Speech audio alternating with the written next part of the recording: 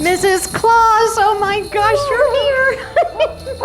I'm so excited to see you, Laura. How are you?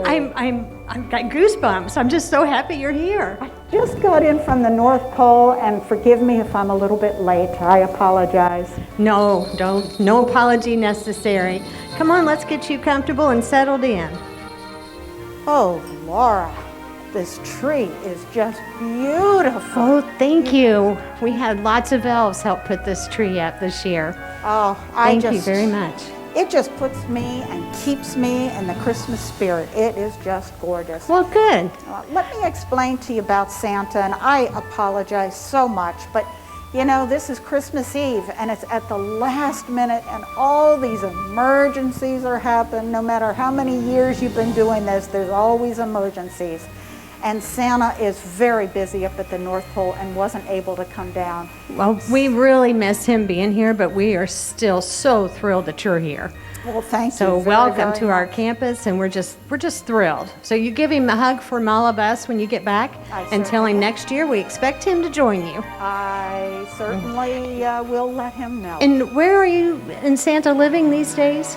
Well, you know, for all the years that we have been up at the North Pole, it gets pretty cold up there for us all year round. And so, as you know, we actually live 6 months up at the North Pole and 6 months here in Eastwood. And we just love it. As a matter of fact, I do have to tell you a little secret. Oh, good. I love secrets from the North Pole. I brought Santa's secret naughty and nice book. Oh, he let you leave with it? Oh, yeah. Just as long as I get up there very soon. So he has this. Wow. But I have here a partial listing of Eastwood naughty and nice list. And I'm telling you, we live in Eastwood for a reason, because we have so many naughty people living there, and we have to work hard to keep them. So they just have a few hours to switch themselves over to the nice. Are you going to let us read those names? No, they're secret. It's a secret. It's a secret. What's your home like up at the North Pole? You know, you would be surprised at how complex it is up in the North Pole. Santa's village, some of it is actually under the ground. In fact, most of it is under the ground. Oh, I had no idea. Yes, and the reason why, well, it is huge complex. We have a huge dining hall where everybody eats together, and we actually serve family style.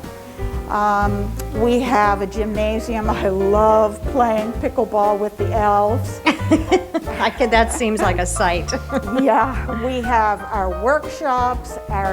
We even have covered pathways going from the kitchen to the stables and to the greenhouses. And we have, I think I said workshops there, the garage for the sleigh. We've got the barn for the reindeer. We've got everything, a library. We have a huge complex up there, and you know what? Nobody can really see it. Well, and I know you have a post office up there. Oh, yes. You get lots of mail every year, I'm sure. Oh, yes. So how is it that no one sees Santa's village? Well, you know, the smokestacks from the factories, all that condensation forms a fog like a dome over the top of the complex. Wow. And so when people are flying over, they never see anything. Oh at my all. goodness. Wow. So what other questions might you have? Well, just how did your hubby become Santa Claus? You know, that's actually a two-part answer. You probably know about the Bishop of Myra. And back in 343 AD, he actually was then called St. Nicholas. And so now traveling to today, it's a cute little story. It's always about how children will lead him. And a child really did help my husband to make a commitment. We were in Applebee's one day, and this little boy kept on looking at him, and it was just so sweet. And my husband was just so self-conscious, and he decided to get up and go to the restroom, and the grandmother called my hubby over and said, "My grandson thinks that you are Santa." And my husband laughed, and he walked into the restroom, and he looked in the mirror, and suddenly he saw Santa. And he came out, and he said, "You know, your grandson is very smart because I am Santa."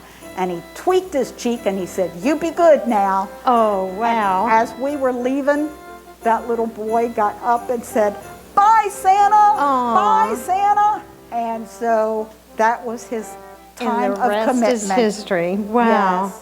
Well, what do you consider as being his greatest contribution, being a Santa or a gift giver?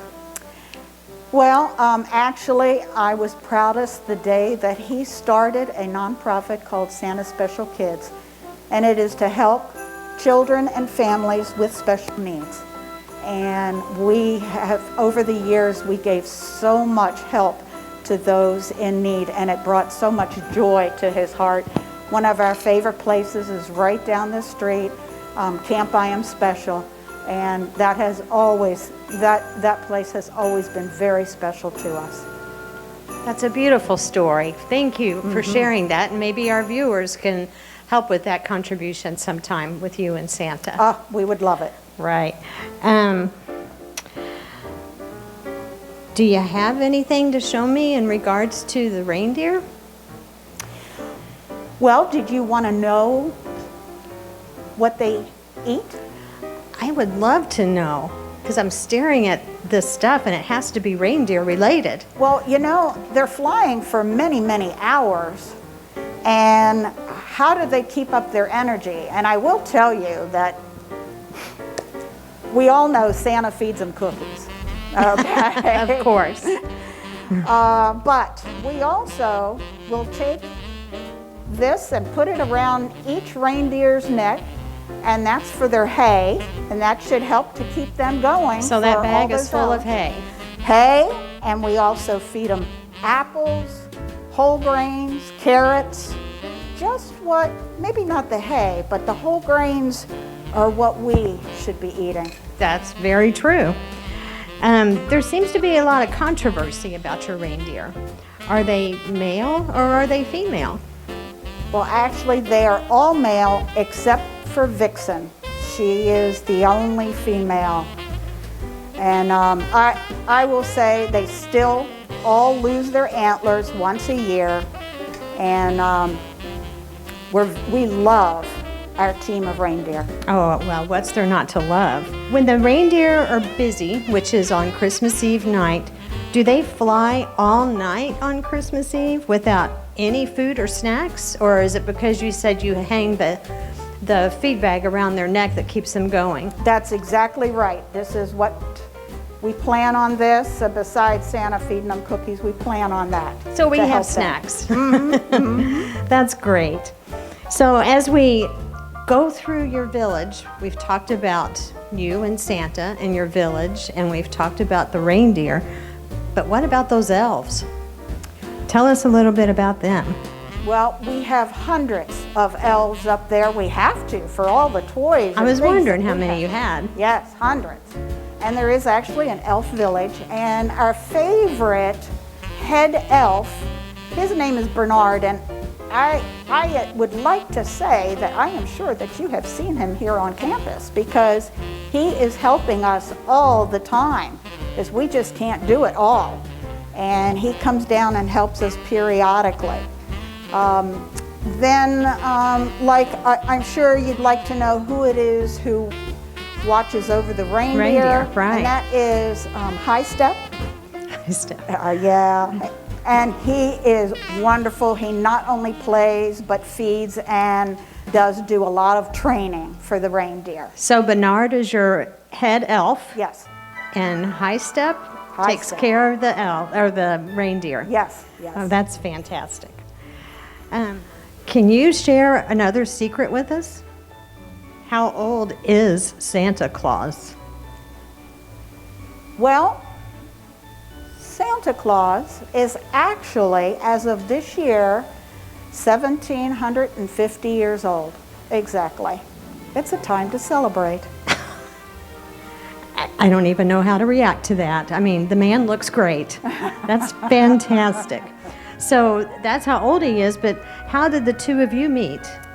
Well, you know, Santa being known as the gift giver, and the Bishop of Myra was a gift giver, and he had many miracles. And so Santa was looking around, and he kept his eyes on me, I guess, because I too am a gift giver. I just love to bake and give away and have gifts for folks all the time. I try and bake for most everybody over in Eastwood, and anybody who asks, I'm right there for them. And I think that's what he saw, was that I too was a gift giver. And so ever since then, when he asked for my hand in marriage, and I love the man dearly. Aw. We have been rocking around the Christmas tree ever since. That's fantastic. What a lovely story. Sounds like you're a real match. We are. Do you have children? You know, we would like to believe and think that all of the children in the world are our children. You do have plenty of children, don't you? You sure have a lot of children that love you. So I need you to tell me another secret. How do you stay looking so young? You're just beautiful. Oh, that's so nice of you. I'll tell you the truth. You know what? It's living here in Westminster Woods, because we all have a common goal of happiness and love. And I'll tell you what, love and happiness keeps you young at heart. You're so right. That's good to know that you're happy at Westminster. I'm going to have to talk to marketing because I need to get here so I can get young again. Before we end, what is Santa's favorite cookie? You say you do all kinds of baking. What kind of cookies does he like? Well, you know, he has a lot of favorites. He absolutely loves chocolate chip, but he adores Oreos, and he loves Snickerdoodle. Okay, so that leads me to another question. Don't the two of you have two pets? Yes, we do. And they're puppies, they're dogs? Yes, they are. And what are their names? Oreo and Snickerdoodle. Isn't that fantastic, folks? Because Santa loves cookies. That's great. All right, now do you... I'm sorry, I've never seen him turn one down. Of course not. Now, do you have a story to tell us? I do, actually. This is something that happened in the Avenues Mall when Santa was there. This is a story about Melissa.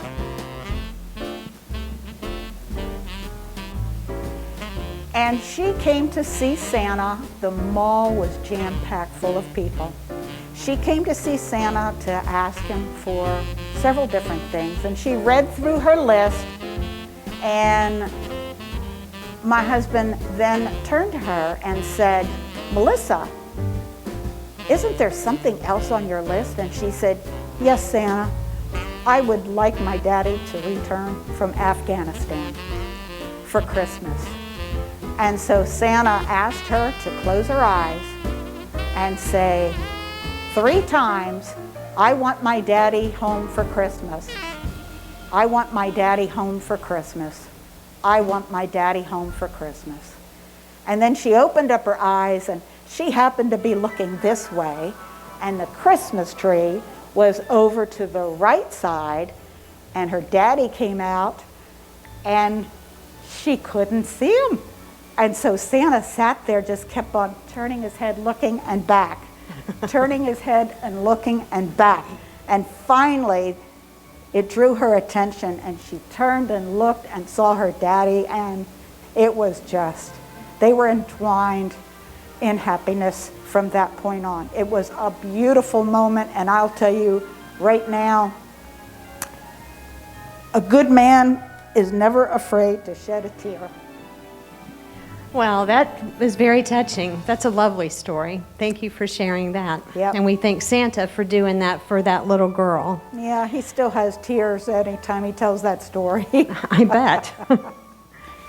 Well, you know, it's getting very, very close for me having to leave because I need to get back up to the North Pole.